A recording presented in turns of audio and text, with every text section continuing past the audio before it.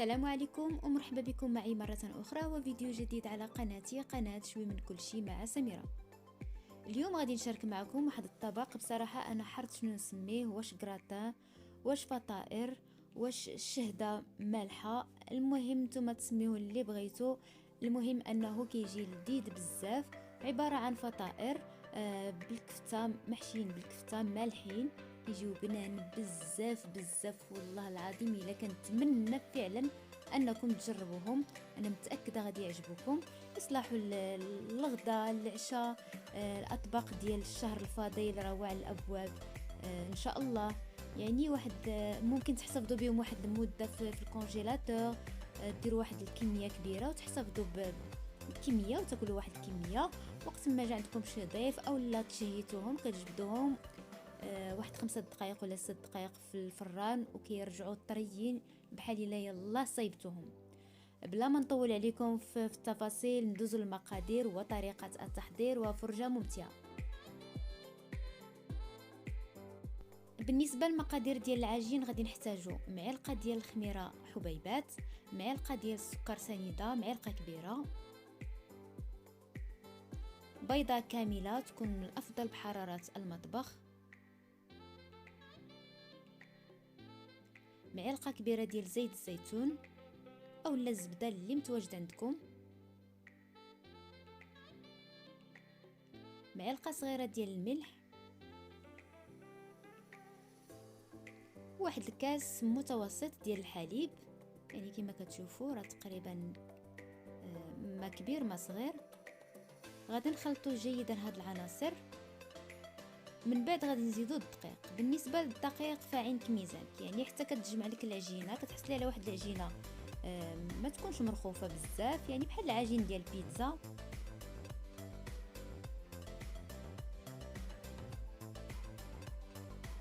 من بعد غادي نزيد واحد المعلقه ديال زيت الزيتون وندلكها جيدا ونغطيها ونخليها حتى كتختمر.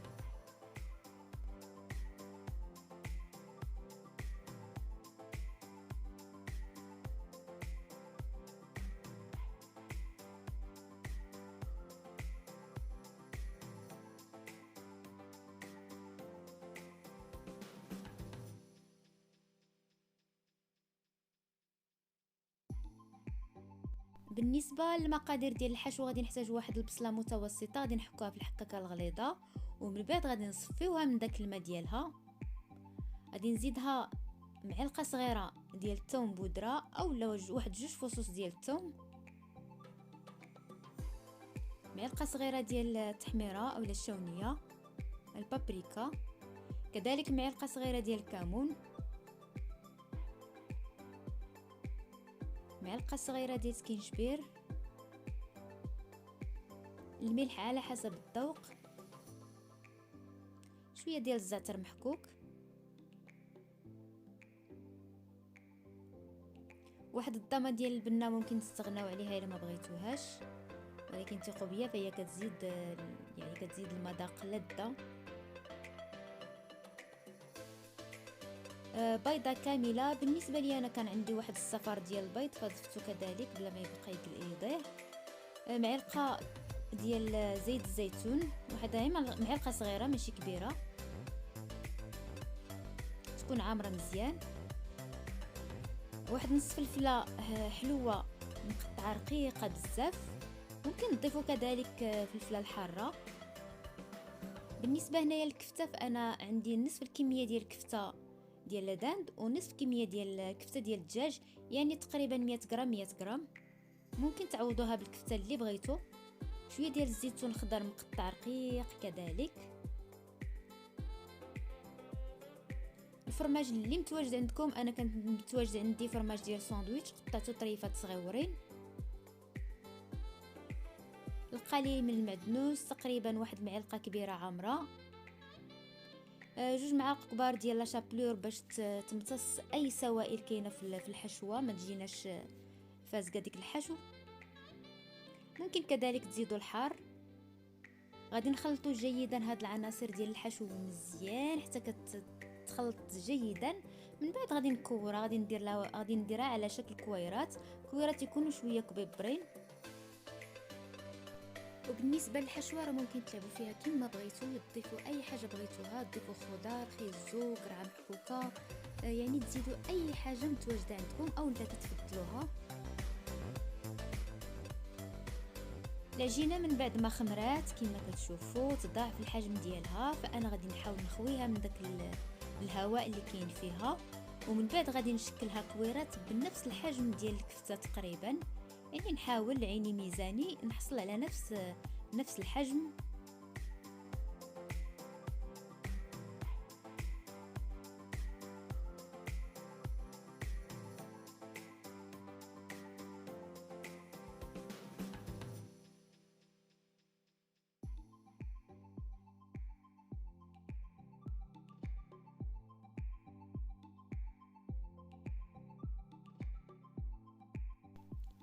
غادي ناخذ واحد الصينيه ديال الفرن اللي كتدخل الفرن، ندهنها جيدا بالزيت، سواء الزيت او الدقيق، يعني غير باش ما يلصقوناش دوك الخبيزات من بعد ملي ندخلوهم الفران. ودابا غادي ناخذ دوك الكويرات ديال العجينه نسرحوهم واحد شويه ونحشيوهم بالحشو ديال الكفته.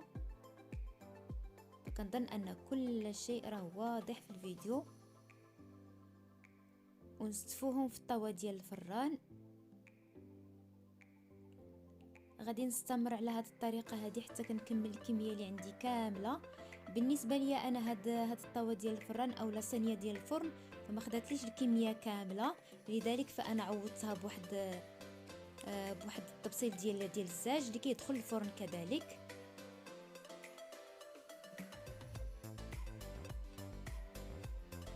من بعد غادي نخليهم، يعني غادي نخليو بيناتهم واحد المسافه، نخليهم حتى كيخمروا وكيتلاصقوا، وغادي ندخلهم للفران حتى كيتحمروا كيطيبوا من الفوق ومن التحت. من بعد غادي ندوز باش نوجد معكم واحد الكريمه اللي غادي ندهنوا بهم هاد الخبيزات هادو. بالنسبه لهاد الكريمه غادي نحتاجوا 3 ديال المعالق كبار يكونوا عامرين ديال البيشاميل، يعني على حسب الكميه ديال الفطائر اللي عندكم.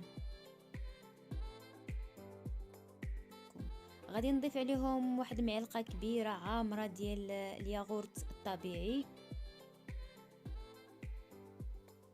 واحد الفرماجه مثلثه او مربعه اللي متواجده عندكم. هنا عندي صلصه ديال البيتزا، غادي نضيف كذلك واحد المعلقه كبيره. الا ما كانتش عندكم صلصه ديال البيتزا ممكن تعوضوها بالصلصه اللي كنستعملوا اولا مطيشه الحك. واحد المعلقه صغيره ديال زيت الزيتون،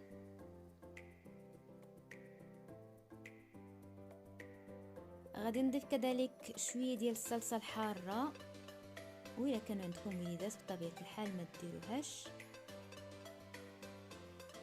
غادي نخلط مزيان هاد العناصر كلها حتى كتولي لي على شكل كريمه.